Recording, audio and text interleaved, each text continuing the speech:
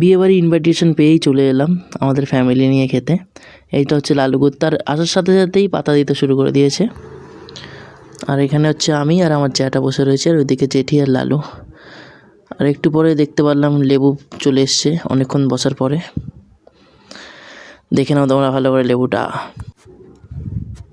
আর এখানে হচ্ছে আমার ভাই আর জেঠি বসে। এই যে আমার ভাই পাশে বসে বসে বাজে আঙুল দেখাচ্ছে, আর এই যে আমি ভোগদা বসে রয়েছি এখানে অপেক্ষা করছি। এই অপেক্ষা করার পরে ফার্স্ট আমাদের ডিমের টেবিল চলে এলো।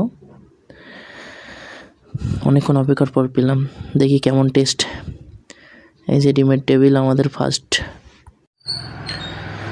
তারপরেও আরও 1 ঘন্টা পর চলে এলো স্যালাড। স্যালাডের জন্য অপেক্ষা করছিলাম, সবার প্রিয় স্যালাড। স্যালাডটা পেতেই আমি স্টার্ট করে দেবো খাওয়া। কত অপেক্ষা পর আমার পাতে চলে এলো স্যালাড।